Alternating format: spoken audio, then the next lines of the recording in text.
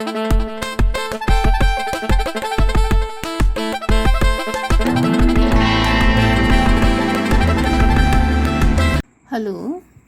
So students, हम शुरू करते हैं अपना second chapter which title is nationalism in India.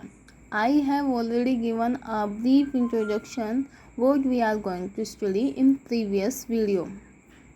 So in this chapter या in this theme, first theme हमारी ये है, जिसमें हम तीन चीज़ों के बारे में पढ़ेंगे। First the first world war, second खिलाफत आंदोलन, खिलाफत movement, and third was non cooperation movement.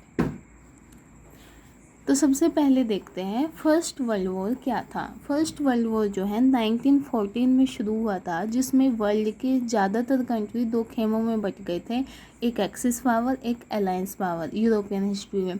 और जहाँ पर हमने लास्ट चैप्टर छोड़ा था फर्स्ट यूनिट का, इम्पीरियलिज्म एंड नेशनलिज्म, उसमें मैंने बताया था आपको कि बाल्कान्स के एरिया को लेकर जो कंट्रीज़ आपस में झगड़ा कर रहे थे, दे लेड फर्स्ट वर्ल्ड वॉर। उन्हीं के कारण फर्स्ट वर्ल्ड वॉर हुआ था और सब अपनी अपनी जो है ताकतें बढ़ाना चाहते थे।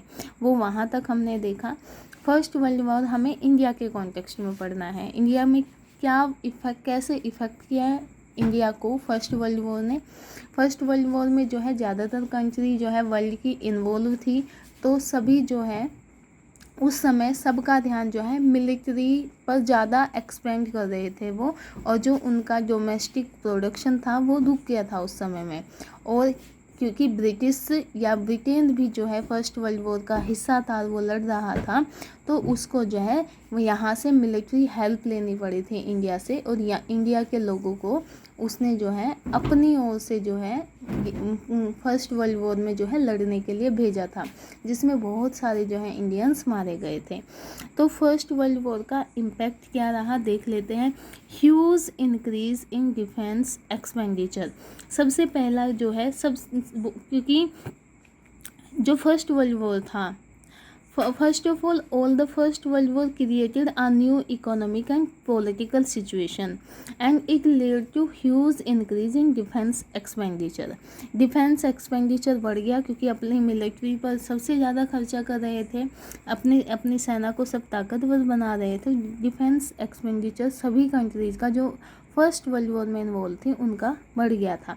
सेकंड, इस डिफेंस एक्सपेंडिचर को बेयर करने के लिए जो राज्य थे या जितने भी कंट्री थे, उन्होंने क्या किया, custom duties increase and income tax introduce. उनको जो है डिफेंस एक्सपेंडिचर वो made by the war, loans, increasing taxes, custom duties were raise in income tax introduce. क्योंकि लोन लेना पड़ रहा था, अमेरिका से बहुत सारे कंट्रीज़ ने लोन लिया था।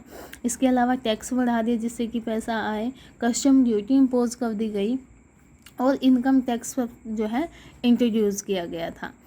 थर्ड जो फर्स्ट वर्ल्ड वॉर का इम्पैक्ट रहा था वो ये था कि force recruitment in rural areas to supply for soldier.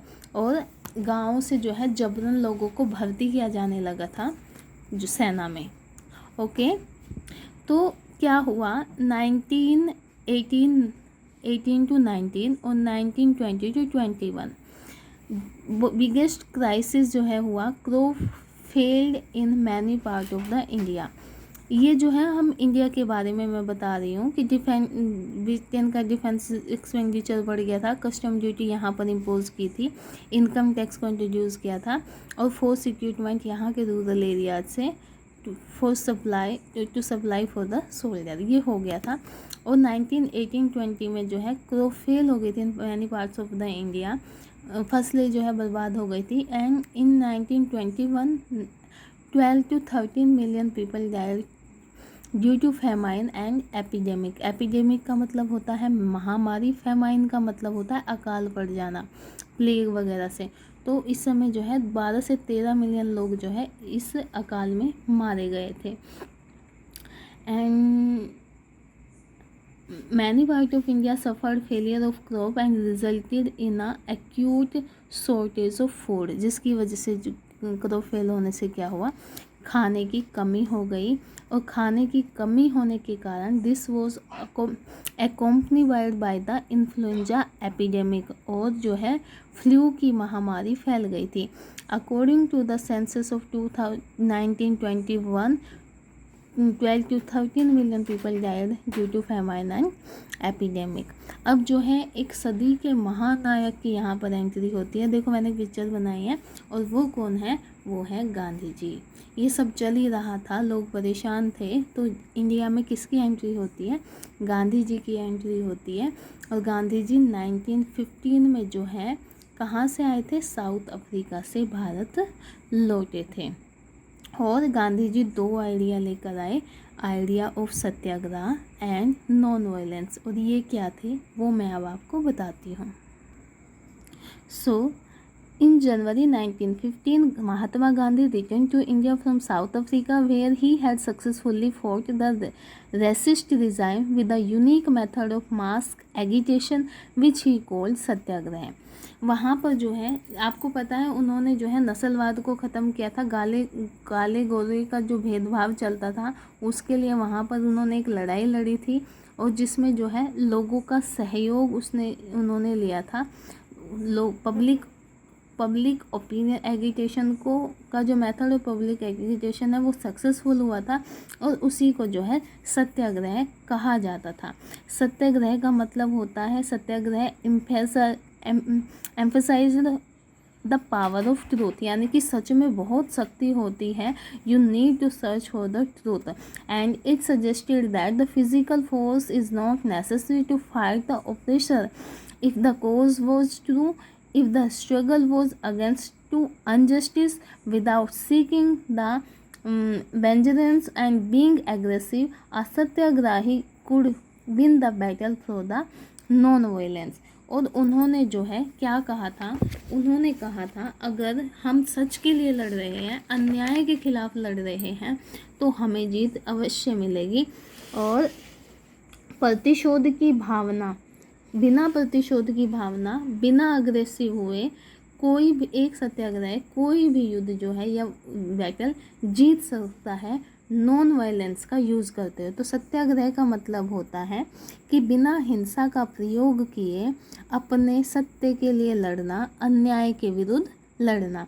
I think आपको ये समझ आया होगा। तो गांधी जी के 2 ही पॉइंट थे जिन पर उन्होंने अपने लाइफ टाइम जिसको फॉलो किया है, that is idea of satyagraha and non violence. ठीक है, इसके बाद जो है being struggle truth was bound to ultimately trump, and Gandhi ji was firm believe that the dharma of non violence could unite all Indians.